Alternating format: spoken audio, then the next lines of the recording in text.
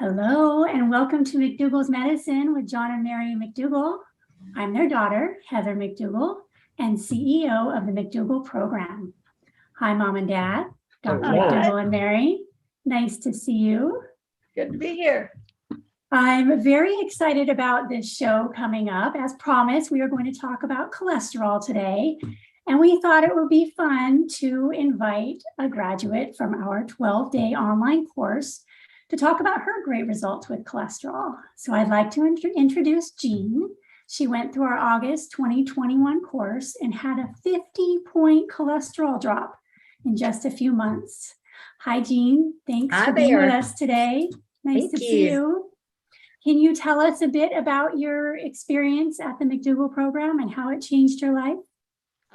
Well, like Heather said, I was in the August 2021 program. I had read Dr. McDougall's books in years past, probably since 2009, and just retired last year and decided, no, I really need to do this. My cholesterol has always been high from when I was in my 30s, and it just gradually went up year by year by year. And so I felt like this was something that I just needed to try and just commit to and see if it would work. And I had gone to the doctor in February last year, and my cholesterol was 246. And then they took it again because I started eating, because I had read the book anyway, The Starch Solution. So I started eating like that, like the McDougall way, before the class. And so when they tested my cholesterol for the class, it had already dropped to 173. But I have not had it tested since then because I haven't been back to the doctor. That's great. And you've been struggling with cholesterol for your whole life. My whole life, basically, yes. My dad had high cholesterol, and I know that doesn't necessarily predispose you to that, but it just, I don't know. Nothing I did, it seemed to work, and this just works like a charm. It really does. And you've been sufficiently scared, educated, to worry about your cholesterol. And that education came at a big profit for many people. Yes. They did teach you how to naturally, how to, from the basic cause, how to deal with it. They taught you about taking pills. Were you ever threatened by your physician that you had to be on statins? Yeah, they mentioned it every time I went. And I had read a lot about, and actually what you had said, and some of the other doctors like Colin Campbell and Esselstyn and some of those folks too had said that their statins are bad. Don't take them. The side effects are worse than the benefits. So I just told them I wouldn't ever take it. I just wouldn't do it. I would just take my chances. Well, I think people should know that the reason that they know about cholesterol is because the drug industry made a lot of money because they actually stole the drug from natural medicine, but they got their patent on it, and then they had to create a customer base. How did they steal the drug? What was the natural medicine that they? Well, it was. They took it from. If I can remember the name, it was Isn't it like a red yeast or something? Red yeast rice. There you go. Thank you, Heather. Boy, it's a good thing I keep you around. And what it has is it has lovastatin in it. Okay, that's the compound in red yeast rice. And so the pharmaceutical companies discovered this, and the red yeast rice people, they kept selling their supplement, which of course was a lot cheaper and was You could buy that at the natural food store. Well, you could have until the lawsuits. Yeah, I remember. Okay. And the lawsuits came about, and the statin industry, they needed to get their hands on this particular drug, and they won in court. So the red yeast rice business kind of went out of the business. Well, that's a natural drug to treat it. But how about telling people how they get high cholesterol? How many times did your doctor, Jeanne, tell you that cholesterol is only present in significant amounts in animal foods? Never. You did, yeah. but see, it just flows down in the business model. And what we have doctors wanting to get their visits over as quickly and efficiently as possible. So we've got it down to around a 7-minute office visit. That's the average office visit. And that barely gives you time to write a prescription and to close the deal on the patient. So the physician makes a lot of money that way. The drug companies make a lot of money by pushing the drugs. And you as a patient, the sad thing is you think you've solved the problem. But there's something that I would encourage everybody listening to do if you're on cholesterol or medications or you have a cholesterol problem, is look up the recent summary papers on statin drugs. And one came out last month in the Journal of the American Medical Association. It basically says that we've oversold them, and the benefits just in plain and simple aren't there. And that's what doctors are being taught. But I have to ask myself, why are they being taught that? Well, because it's true. We introduced statins about 20 years ago. You mean they're being taught that they don't work? Yeah, well, you know why? It's because statins now are like 90 pills Oh, for 'cause they're cheap. $10. Oh, Yeah, okay. and so they have generic forms out. So we have new ones. The new one, it's a little. I have to read it because, I haven't had to prescribe it yet. It's called PCSK9 monoclonal antibodies. Oh, but they use those. They use those for COVID. Well, they use Monoclonal antibodies. they use them for arthritises. Okay. Anyways, it's a whole new field of making antibodies. In this case, the antibody, it interferes with the synthesis of cholesterol. But here's the bottom line, is the price of the drug, which has to be injected once every 2 weeks, is more than $12,000 a year.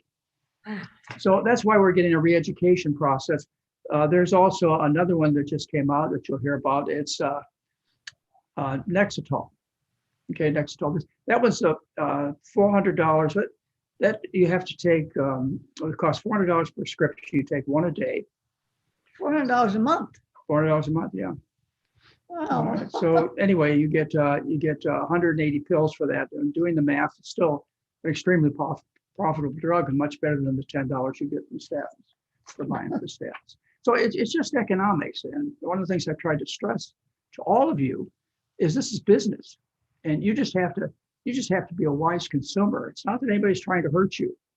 They're just doing normal, natural things that people do, like make profits.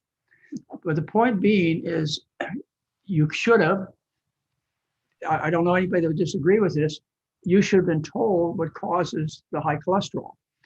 And you should have been told that that's just a sign of unhealthy eating. Remember, cholesterol only is present in significant amounts in animal foods. And you should have been told if you change your diet and eat potatoes instead of pork, what would happen is your cholesterol would drop. And our results show a drop in cholesterol of 22 milligrams per deciliter in 7 days. And that drop is maintained for a year. We have 2 studies that show that on our patients. So anyway, that's absolutely no profit at all. And then they had the statin drugs that came out, thanks to red yeast rice, and that's lovastatin, and they develop other ones, pravastatin, et cetera, atravastatin. I mean, there's so many different names for these, but then they all came out of patent. That was about 8 years ago. And for example, you could buy 90 pills for $10 at Walmart. So now they have some new drugs that they're pushing very heavily, and they're trying to convince the medical doctors to be good salespeople and get people to buy drugs like the PCSK9 monoclonal antibodies that cost more than $12,000 a year.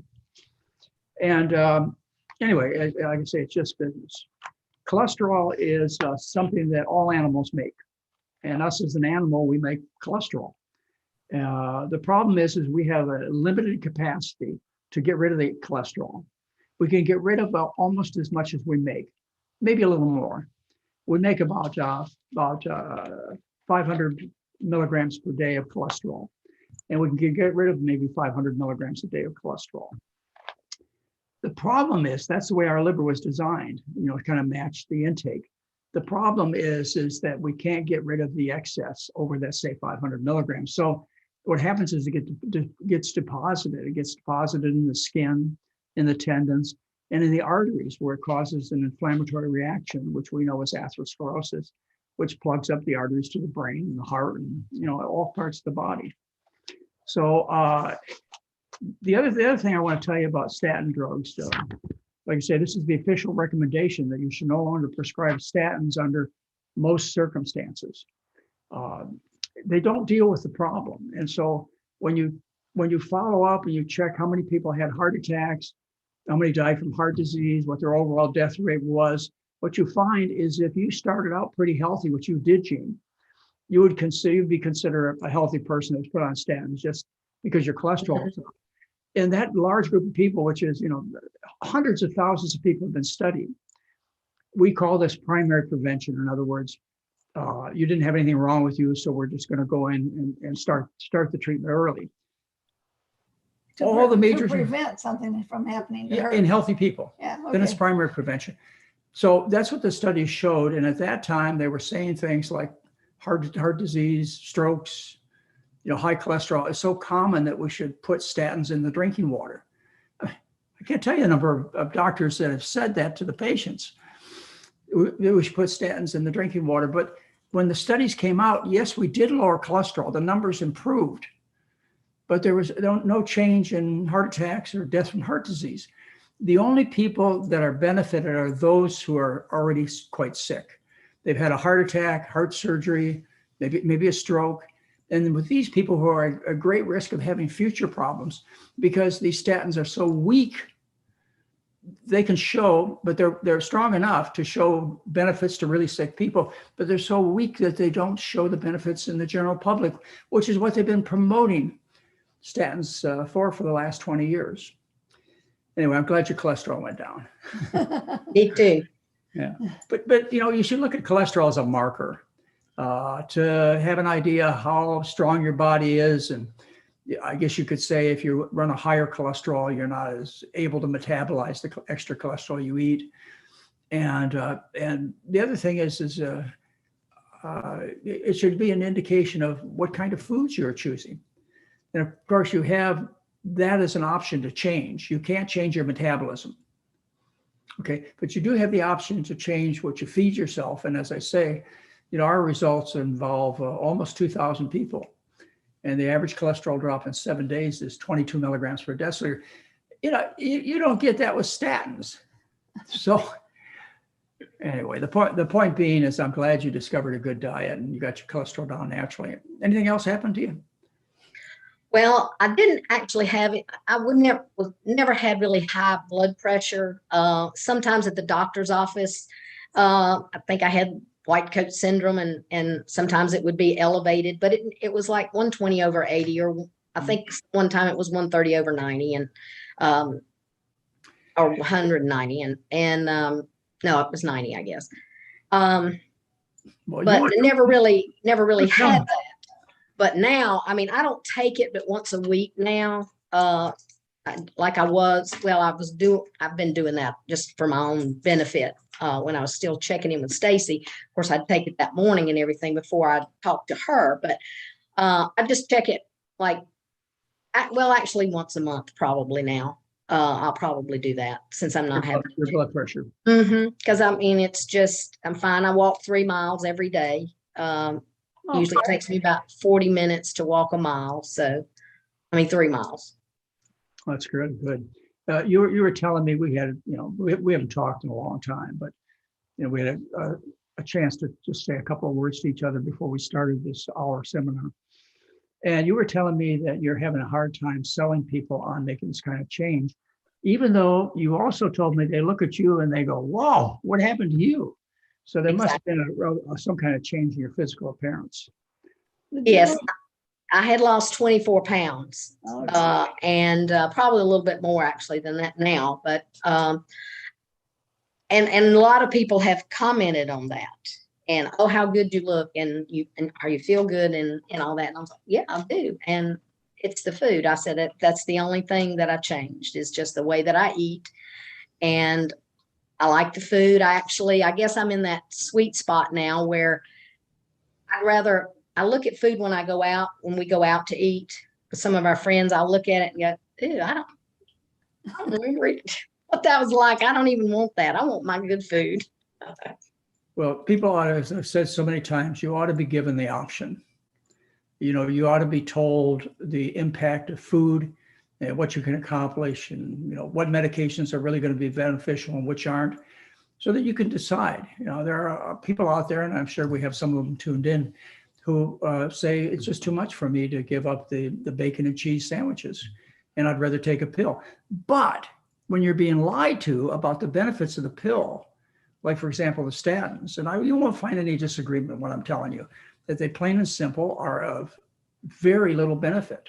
it's hard to detect. Then you're left with, well, let's say I can't run to the pills. I guess the only thing I have left is I have to eat well, no cholesterol diet. Yeah, but you know, we hear a lot of people just like Jeanne that say, you know, this is my favorite kind of food. Yeah. And for other people, when you first started too, you thought, oh, I can never give up all that stuff that I'm used to eating. And once you start eating this way, you look at the other food like, I don't want any of that. I'd rather just have my simple food that I really love. Yes. Yeah, the potatoes. Of course, I love potatoes anyway, so I fix them all different kinds. I have French fries in the air fryer every day, and sometimes I'll have mashed potatoes at night, or a baked potato, or whatever, sweet potatoes. You know, I've tried to vary it somewhat, but I just really the French fries I really like, so I have them at least once a day, and maybe even for a snack or whatever. But I think that's what a lot of people don't know, and it's hard for them to grasp, is the starch part. Because we've all been taught that starch makes you fat. Yeah. Right.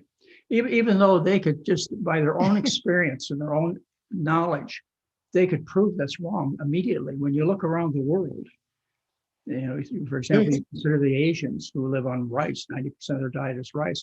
You don't think fat, you don't think unhealthy, you think these are trim, healthy people. Well, how'd they get away eating starch? If you look up the calorie content of a potato, you know, potatoes maybe 100 calories. A teaspoon of oil is like 125 calories. So some really simple ways you can prove that you're not being told the truth and you're not given the information that would allow you to gain your health. So you went to the program about 1.5 years ago? Yes. Well, it was August of last year. Well, Heather, you remember Jeanne from the program. Maybe you could ask her how tough it was to go through the 12 days. Yeah. Dr. McDougall, I have to say that was one of the best experiences that I have ever had. I thoroughly enjoyed it. I had no idea what to expect when I went through it or started to go through it, but it was wonderful. The mornings that we spent with our classmates talking, that experience there was so good. A lot of people didn't want to participate in it, and they didn't, and they really missed out, because you really learn from other people what they're doing, what they've tried, what was unsuccessful for them, what was successful for them. And it was really good. And to be able to interact with you all every day, yeah. It was almost like being, you know, the closest thing to being with you in California, you know, when you had the classes and over I always wanted to do that because I thought it'd be a wonderful experience as well. But it was great. The speakers were phenomenal. The support staff is excellent. They're so helpful. It's just a great experience. All the speakers, just like Jack Dixon and Jeff Novick, Doug Lyle, Heather, all of them were just so good, and they were so willing to help and so willing to answer questions and, you know, email me with questions. They were just, everybody was available, including you all, and it was a wonderful experience. Well, I think the thing that talks more loud than anything else is the fact here you are more than 1 year away from the educational experience, and you're doing great. Yeah. Last month was my last check-in with Stacy, and I hated that it was my last one. And she said, well, email me, just let me know how you're doing. So I told her I would keep up with her. So, but yeah, that support afterwards, I think that is a big help, because it would be very easy for some people. Now, I'm not a picky eater, so it wasn't that hard for me. And I had done some of it before the program in years past, here and there. So I kind of knew what to expect. But for somebody that's just coming in and doesn't know that and goes through the 12 days, if you don't keep having support for a while, I can see where it'd be easy to go back. Yeah. And we give you a full year. So, yes. You know, you've got the weekly and then monthly one-on-one Yep. check-in. So it really has, I've heard from lots of graduates just how helpful that's been for the accountability, you know, just to know Yes. someone's out there looking Absolutely. out for you and will answer questions. So I'm glad you took advantage of that. Yeah. So people want to know what some of your favorite recipes are. I know you said potatoes, but what are some of your tried and true favorites? I want to ask something too. Did you ever use an air fryer before you went through the program? I had not. Okay. Because I mean, that's something that I hear a lot of people talk about after they go through the program. They learn how to use an air fryer and they love potatoes in the air fryer. Yes, yes. Well, I guess I'm kind of like a broken record right this time of year. And of course, the corn and some of the fresh fruits are winding down now, but I'm still like for dinner tonight, I had brown rice. Just I can buy the frozen brown rice. And so I had microwaved that. And I had some fresh Crowder peas that I bought at the farmer's market yesterday that I fixed. And then I had 2 ears of yellow corn and 2 pieces of La Brea bread. Well, I'm sure that everybody listening can relate to how good corn is this time of the year. Oh yeah, it's so good right now. And I've frozen a lot, so I'll have it all throughout the winter.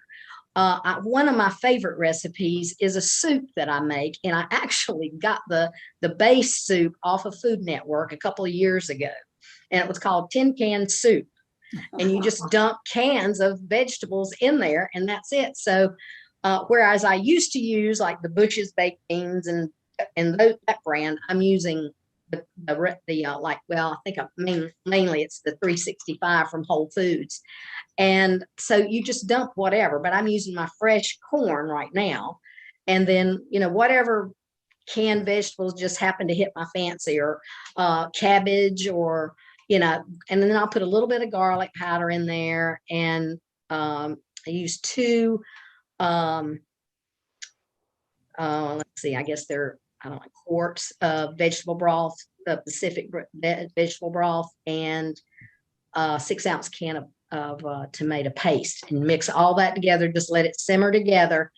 And I made some yesterday, so I had that for lunch today, and then I've got it for a couple more days this week. And that helps a lot, especially if I'm going to be gone somewhere and I need to get back and eat. Then I don't have to worry about what am I going to fix. I've already got something here that's fixed. So I still haven't made Mary's split pea soup, but I'm going to do that. Well, that takes a little more effort than I like that tin can soup. But you know what really strikes me is how simple it all is. And most people, when they think about changing the way they're eating, think it's going to be so complicated they never be able to do it. And what I've noticed from talking to all the people that have gone through the program is they end up liking really simple foods. Yes. And that's what I see on our Instagram page too. Pictures of all these really simple, delicious plates full of potatoes and vegetables and rice and and that's what we like. From your point of view, that's the most serious misunderstanding, is how simple it is and how good it is. From my point of view, people have to get over the idea they're going to be protein deficient or calcium deficient. Yeah. So there's so much dishonesty out there. And by the way, you can correct this. You can look up the information yourself on the internet. I provided extensive references to the scientific literature and everything that I do. So but nobody does that. Yeah, well, they just hear it on TV or in the background somewhere, and they believe it. Well, I think a lot of our listeners out there would not buy a new car or a used car without investigating this record. I'm sure. But somehow or another, with you, your family, you trust the used car salesman. Well, it's important to do your research, and you encourage that, being an informed consumer, being an informed patient. Well, Heather, it gets to the point where what I have to say seems so fantastic, so out of the realm of what daily life is, and that I fear that I run in the same tracks as the people who are selling snake oil, and I wouldn't blame you if you looked at what I had to say and like, how could it really be that simple? How could it be that true? And but it is. It really is. It is amazing, but it is that easy, and it costs nothing. Oh, it's unbelievable how cheap it is. This plus cleanup. There's hardly any cleanup. You don't have all these pots and pans you got to scrape all this stuff off of to clean it, from the butter and the oil and stuff. Easy cleanup. Yeah. But there's just so many easy things that you can do, like just doing, say, brown rice and then putting steamed vegetables on top of that. That's a meal in itself. I do pizza. I have I get the whole wheat pizza crust, and then I just use like tomato sauce, and then I'll put like mushrooms and bell peppers and onions, and that'll be a meal. Sometimes I'll have a whole one, sometimes I'll have a half one and make a salad with that salad dressing that I love, the equal parts of mustard and maple syrup and water. That's the best honey mustard. I absolutely love it. I love that. Let's see, Ray's got a question. His wife has cholesterol, much like yours, Jeanne, 225, 139 HDL. How concerned should she be? She's been vegan for several years. However, she's just recently started the McDougall plan and want to know what effects avocado and nuts have. Well, I would, whatever will motivate her to eat better, I would have her pay a lot of attention to. So if what's necessary is her fear of her elevated cholesterol, keep thinking about that. But the truth of the matter is that cholesterol is only a marker of health. It is not equal to health. And there are many people that I've taken care of over the years who've run high blood cholesterols, yet have been very healthy. In fact, their health has been to the point where we've studied them using heart scans. And we found that their arteries are perfectly clean with cholesterols as high as 350 milligrams per deciliter. Your goal is a cholesterol about 150 milligrams per deciliter. As far as nuts and seeds go, I don't think they raise cholesterol. They're 90% fat, but the makeup of the nut and seed is such that it doesn't cause the body either to raise its cholesterol or to raise its blood pressure. It just causes it to put on an extra lot of body fat because. What about vegetable oil or the fake meats? I mean, if you're vegan. Those are terrible. But would they raise cholesterol? Well, actually, vegetable oil lowers cholesterol. Oh, okay. And in the 1970s, Ansel Keys came out with the idea that it was animal foods that caused heart disease. And so they did a whole bunch of studies, the Finnish hospital study, the veterans study, where they had people who were housed. I mean, they were in hospital type settings. So they had complete control over what they ate.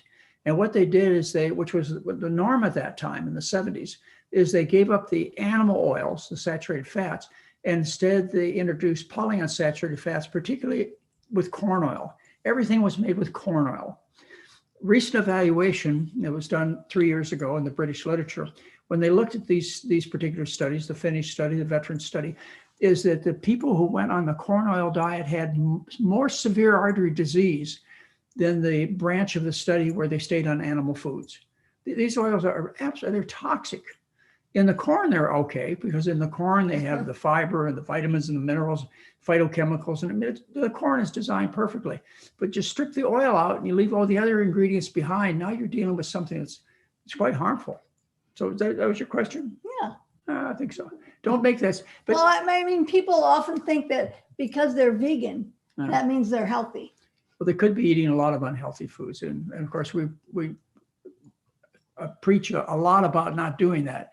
Becoming a vegan by consuming vegan burgers and vegan cheeses, and that's not the way to go. It doesn't result in the kind of health you're looking for. You've got to eat just plain old potatoes or sweet potatoes. I hate to have it seem so mundane, so common every day.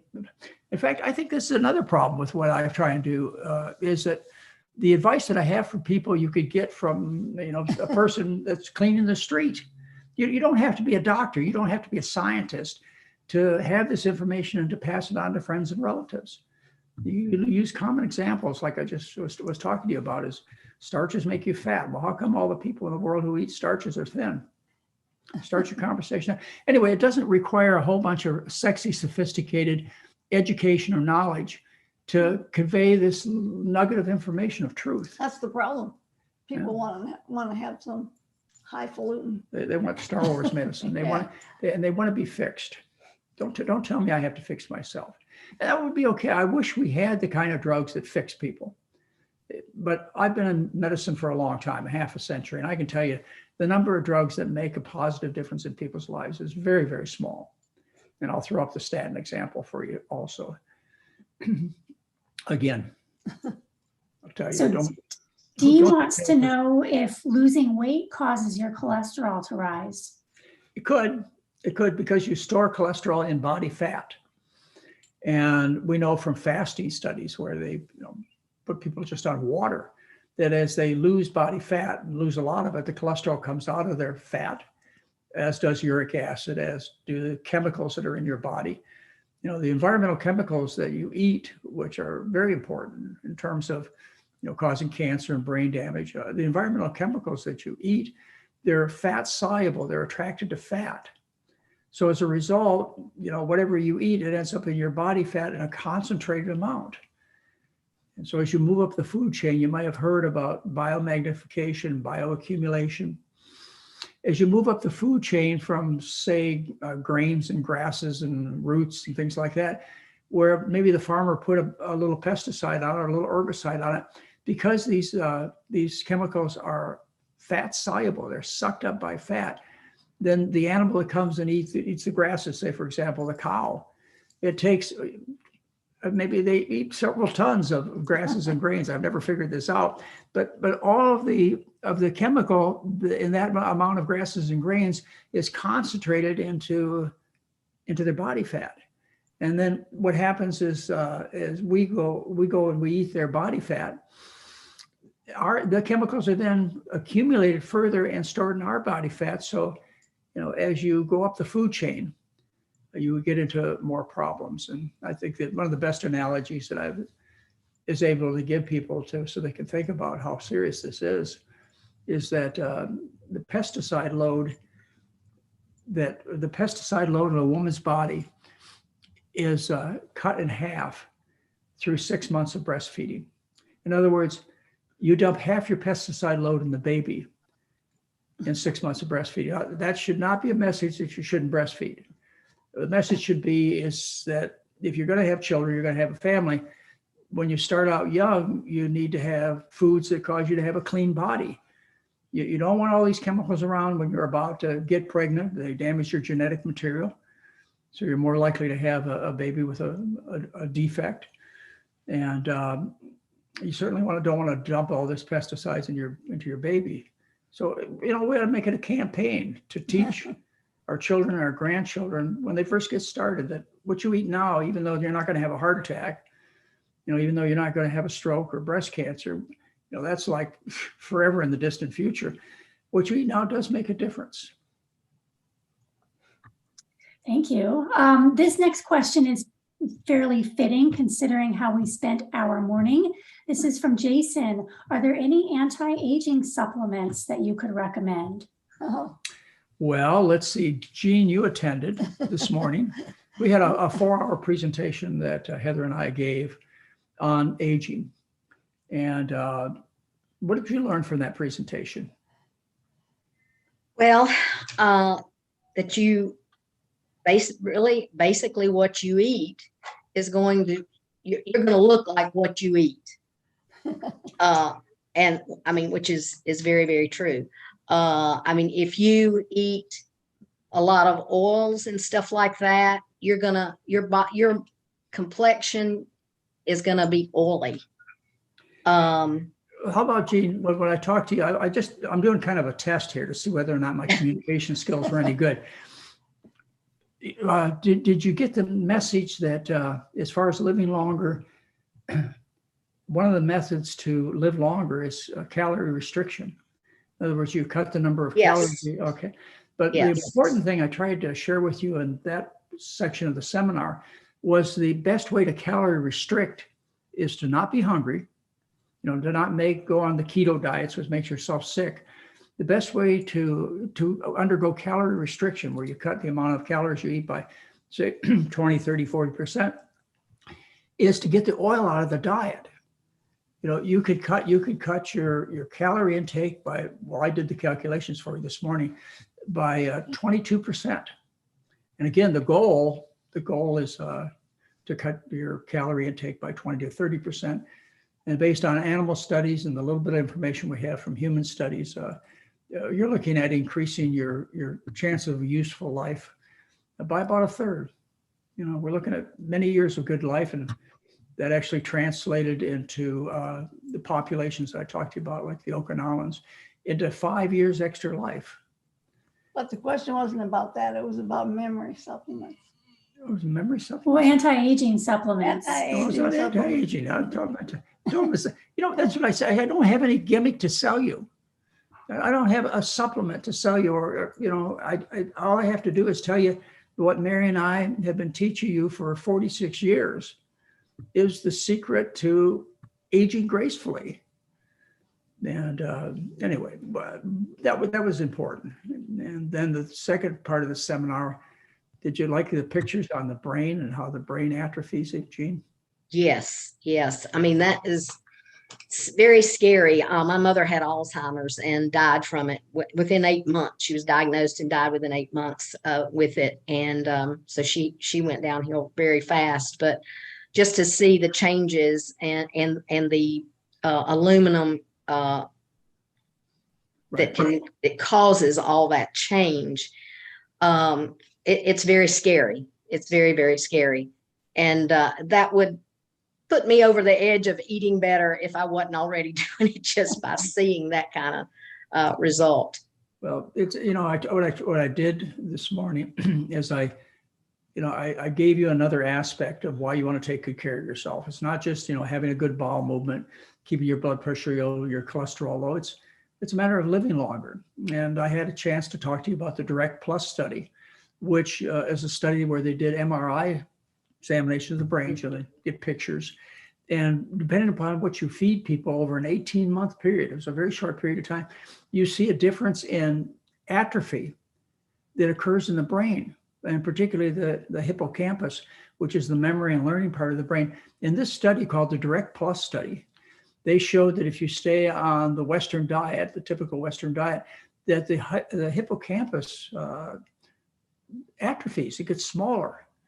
Whereas if you go to the type of diet that we teach, and they pretty much laid that out in their program, in their study, is that you preserve the function and even the size of this memory part of your brain. So, as we talked about today, it's not just a matter of living longer. You want to not be dependent upon others, and you want to be functional and contribute and so on. So, You want to live better. Yeah, you want to live better. Besides living longer. Yeah. Well, I thought the best takeaway was that we can do something. There are steps we can take in addition to changing our diet. And I think everybody's scared of losing their mind as they age. Well, I also enjoy presenting the part that Jeanne picked up on with her mother, and that is that Alzheimer's is due to aluminum poisoning.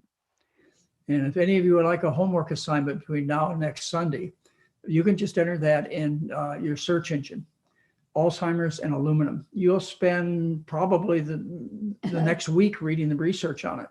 It's overwhelming, but of course the aluminum industry is very powerful, very wealthy, and they have a way of manipulating the information. But we had some interesting things to say about the supplements that people take to prevent dementia and Alzheimer's disease and what nonsense it is. Anyway, a lot of fun. What'd you get out of it, Heather? Well, like I said, I think it's great that there's things that we can do. The silica in the water, the polyphenols in the tea. There's additional things that we can be doing, in addition to a plant-based, starch-based diet. And that feels good because, we're all getting older and we just want to do it well. Well, and the thing is, you have to be careful with the aluminum issue, with aluminum foil and aluminum pans. I've gotten, of course, I haven't had aluminum pans for years, but I don't use anything but stainless steel. And I know you talked about the cans, like the carbonated water and all in the cans, the aluminum cans. Yeah. But hopefully they're lined, and as well as our cans that our vegetables are in, and most of them nowadays I think are. They are. Well, I think I did a pretty good job then, because I got that important information across, and it's an awful lot of research and complicated information that I had a chance to convey to the people who went to the advanced study seminar this morning. But I just, I take it from the point of view that if a speaker really knows their subject, then they can make it understandable to anybody in the audience. And realizing that I presented an awful lot of information, I think, at least the feedback we've gotten so far is people had no trouble at all understanding the message. And these were very powerful messages too. Heather, are you going to do that again? This was our first one today. Our next one is September 25th, and there's still a few spots available. We limit it to 100 people. So if you'd like to sign up, you can find that on our website, drmcdougall.com. I highly recommend it. It's a very good seminar. Well, just to let you know, to buy 1 month of the memory supplement that is sold on your TV set all day long, called Pravagen, just 1 month's supply of that is more expensive than learning what the truth is about keeping your mind. So I felt really good when I saw what it cost people, and they're so convincing. I have all these testimonies about how, I was and I'll be able to remember things before I started taking jellyfish supplements. And I showed you that the AARP, the FDA, and the most respected medical organization, as far as evaluating literature goes, the medical letter, all came out and told people not to do this. Anyway, I really enjoyed talking to you guys this morning. That's great. Let's see, next question. What do you think about the longevity diet with Walter Longo?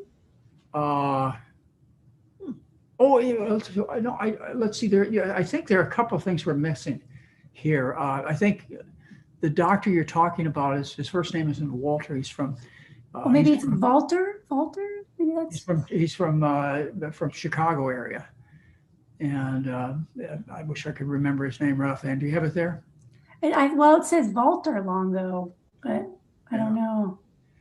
Well, he's an Italian doctor. I've had him talk at my advanced study weekends in the past, and he does research, and it's all based around calorie restriction.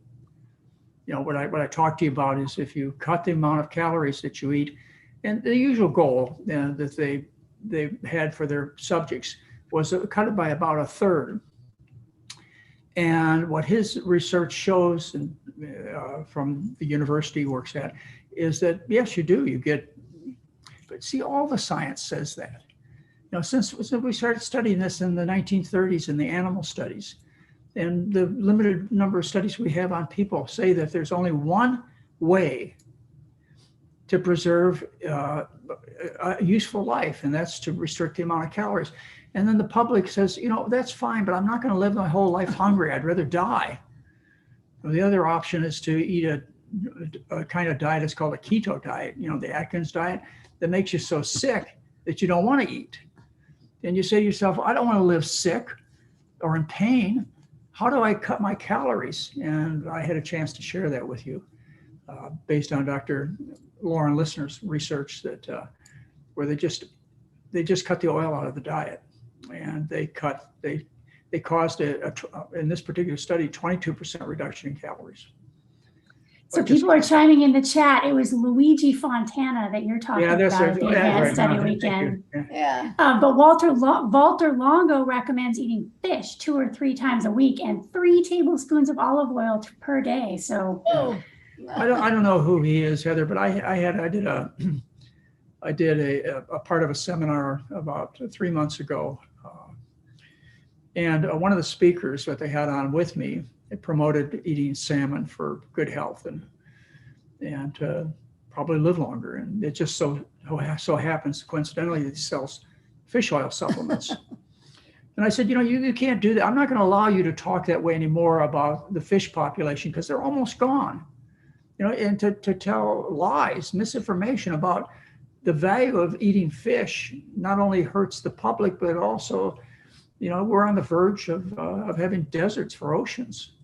So I got a little upset with the man, and I told him I'm not going to put up with this. I'm going to make sure the audience understands the truth behind this. And then something kind of funny happened. It wasn't my intention. But one of the callers called up and asked, how do how do you tell whether somebody's obese or not? And he started talking about BMIs, and if you're over 30% BMI, you're obese. Do you remember what I said? You said you take off your clothes and you stand in front of the mirror, and by looking at yourself, you can tell if you're overweight. He was offended because, you know what? He'd have been a perfect example of that test. But that's not how he meant it. I didn't He really meant, mean you it know, that if way. you stand in front of the mirror and you look at yourself, do you think you're overweight or do you think you're fine? Well, this speaker was about, well, anyways, he looked like he took in He plenty of fat. wouldn't have passed the mirror test. He wouldn't have passed it, and you know, he'd be one of the last people left on earth if there's no food available. He had plenty stored up. So anyway, I don't know how we got on that question, Heather.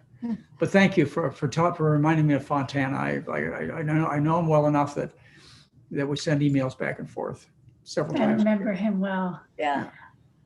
Here's a question from Video 1000 Nights. They're wanting to know what caused your stroke at such a young age, because that seems very unusual. We talk about it a lot, but we all haven't heard the story. Oh, yeah. Well, I was raised in a family where my parents believed that the most important nutrients were calcium and protein. Can you believe that? That's what they were taught. And so they wanted to make sure that their children didn't suffer from malnutrition. They'd been through the Depression, where they had a limited amount of any kind of food. They were lucky if they got to eat. And they wanted to make sure their kids never went through that kind of suffering. So we had a pretty darn rich diet.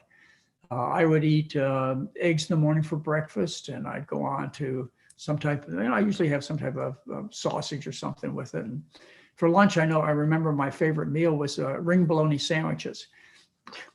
If I told them how to make a ring bologna sandwich. Anyway, it was made out of ring bologna and mustard and white bread and so on. And then, after dinner or at dinner time, we'd have, pizza and steaks and things like that.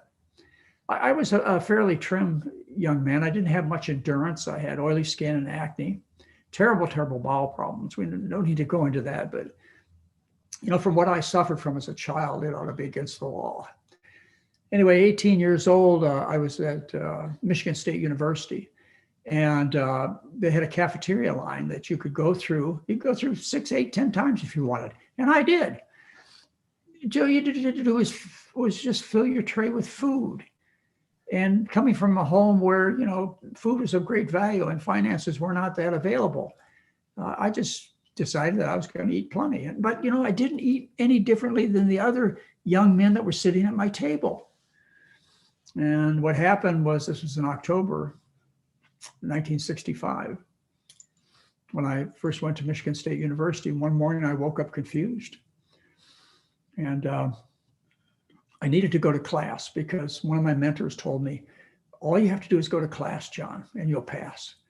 So I was kind of a party guy back then, but I kept that rule. If I just get to class, and it got to the point by noon when I had trouble getting out of bed.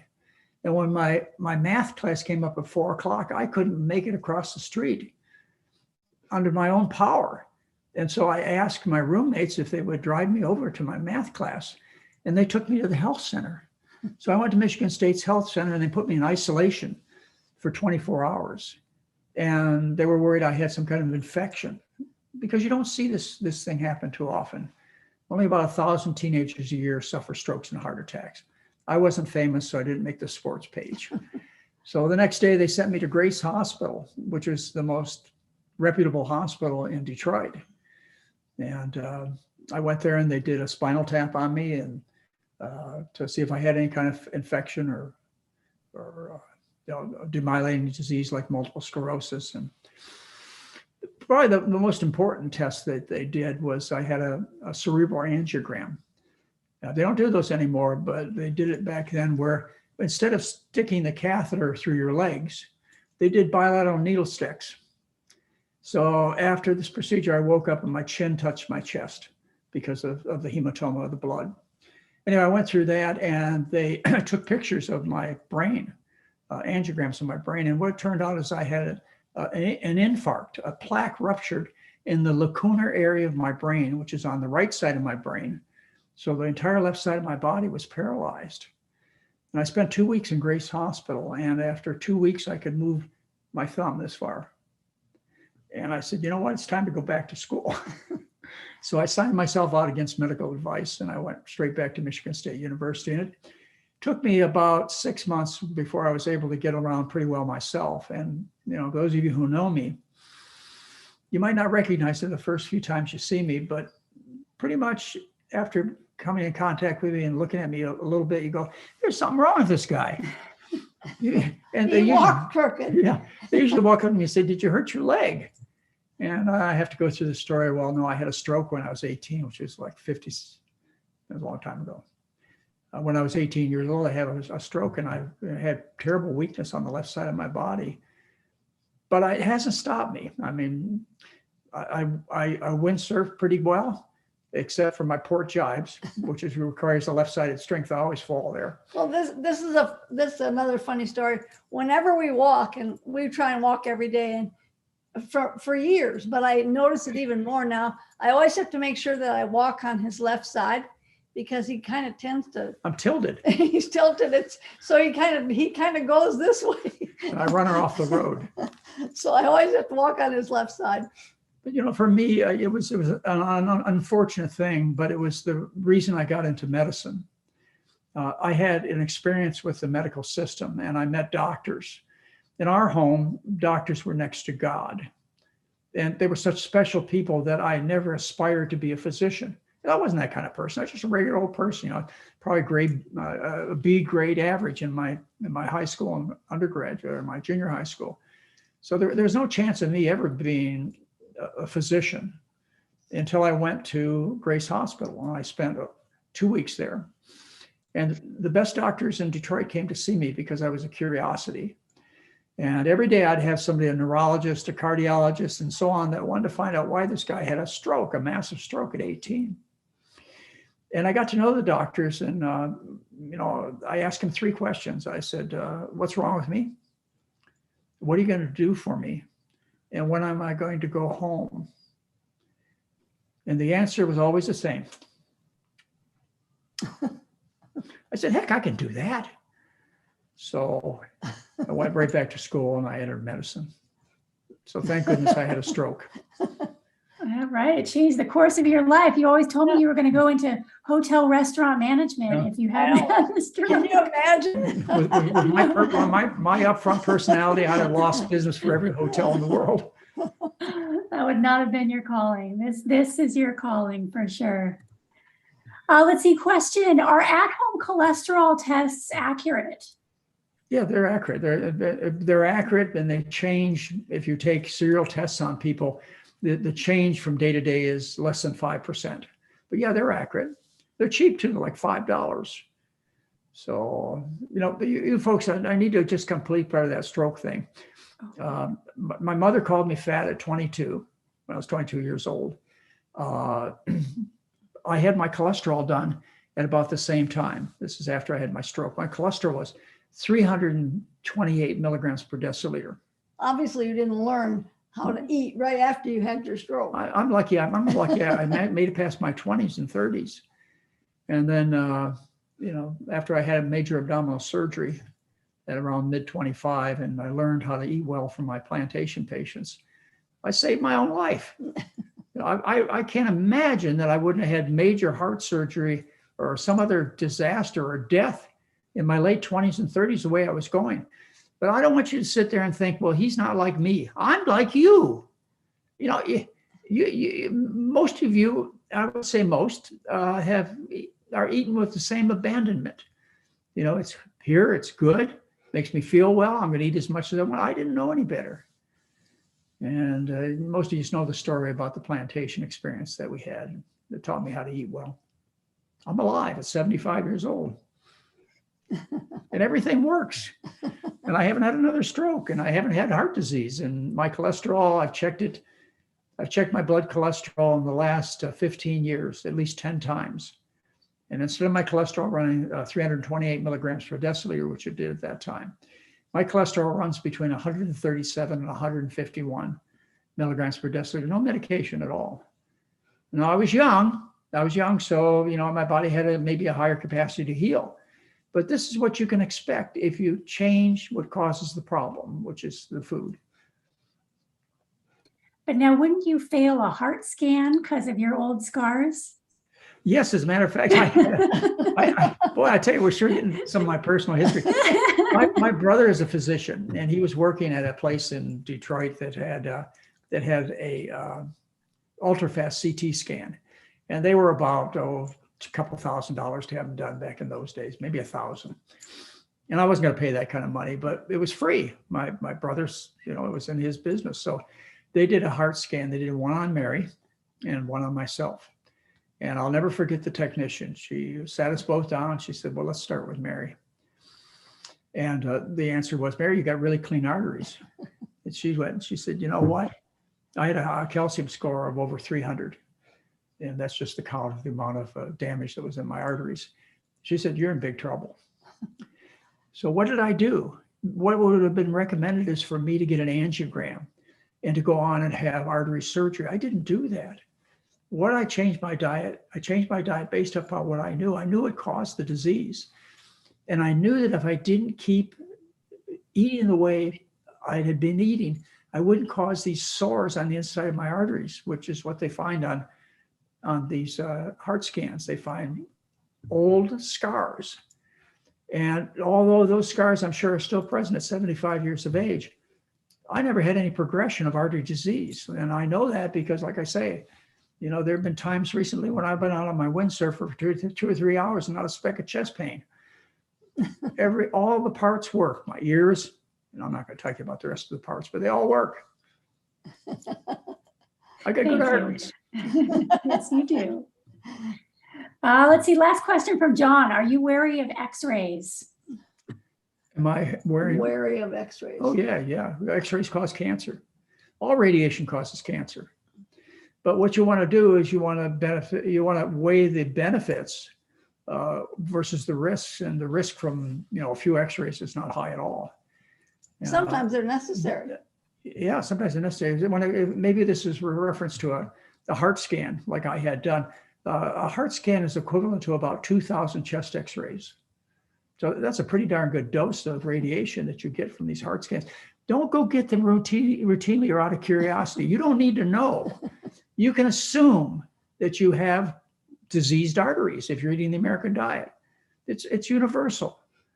And what you need to do is fix the problem. You don't need to go investigating things. You don't need to find problems, because when you find problems, there are people out there with solutions. And these are very expensive and sometimes deadly solutions that you get involved in. Be careful. Be careful the questions you ask. So I hope I encourage you to do more than a blood cholesterol level. Thank you. That was great. We are almost out of time. I want to ask Jeanne if there's anything you want to leave people with, or better yet, how has the McDougall program changed your view of your future? How do things look differently? Well, I don't worry about, like Dr. McDougall was saying, you want to age gracefully. You don't want to have to go to a nursing home. You don't want to have to be dependent on your family. I don't really worry about that. I feel so good now that I think living this way is the best. That's the best alternative you've got. I have never felt better. And I just plan to live like this the rest of my life. And I am out of the medical system. You're out of the business. Right. I want you to note something that the McDougall's are trying to explain to you is Jeanne's example is not the best case scenario. On so many of these diet programs, they say, don't expect these results. This is the best case scenario. My statement to you is expect these results. This is what's going to happen to you.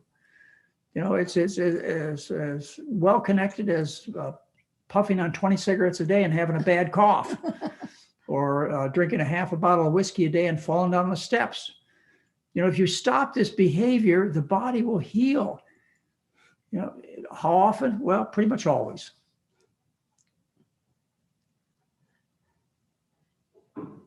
That was great. So what are we going to talk about next week? Well, we spontaneously picked the subject of cholesterol. I think we ought to even though it may be self-serving, I think people should know about what happens to the program. I'd like you to find somebody, and it won't be hard to find, as I say, the results people get, like Beth or Jeanne, and have them come talk to us about, what's happening to them and what the program meant to them. And by the way, folks, it's really interesting to see them and talk to them too after a year. So I'd like you to seek out another one of our patients, and we have enough examples. Okay, done. I've already got people that want to join. So we'll bring on a guest next Sunday at 5 p.m. Pacific. Testimonies must work, Heather. Otherwise, they wouldn't be so common. But again, I'd love to repeat myself. You should expect these results when you do the things that we talk about. Jeanne, thank you so much for your time this evening. It was great catching up with you. Much. I appreciate you having me on. It's an honor. Well, we appreciate you coming and spend some time with us. And I'm glad you feel about the program. One of the things, as Heather and I and Mary, we develop new things, is, one of our goals is for you to end up doing a seminar or spending some time with us at the clinic and saying that was the best money and time I ever spent. I don't want to ever be in a situation where people are disappointed. I realize there are some folks out there, you're not going to make everybody happy. But if in any way I find out that people aren't walking away from what we do as saying that was well worth my time and my money, then I'm going to retire. Let me just add a minute here. I hate to go over time, but we just had our 50th class reunion from medical school. And I got together with my fellow students. It was actually yesterday morning, and every one of them's retired. And most of them have had some significant health problems, cancers and heart disease, or even worse, death. But one of the participants was a fellow named Tom. He gave a testimony during our class reunion. He said, "I just want you to know, we talked about 25 years ago, and at that time I was afraid I was going to not make it past 50. My dad died of a heart attack. My brothers died of heart attacks, both of them. And I listened to what you had to say." And he says, I'm now 80 years old. Now I have to say, my fellow classmates didn't really attach themselves to this message very much, but it just showed me it's worthwhile trying to help people, even if one person did. One person. And his name is Tom. And if you look up our medical class graduation in 1972 from Michigan State University, you'll figure out who it is. But he looks phenomenal. He's 80 years old. And his future was looking really, really bad. I'm glad I'm not retired, Heather. Don't even plan on it. Nope, I won't let you. Thanks, Mom and Dad, Dr. McDougall and Mary. Thanks again, Jeanne. Thank you, everyone, for being here. Thank you, See you Jeanne. all next Friday at 5 p.m. Pacific. See you Take care. next day.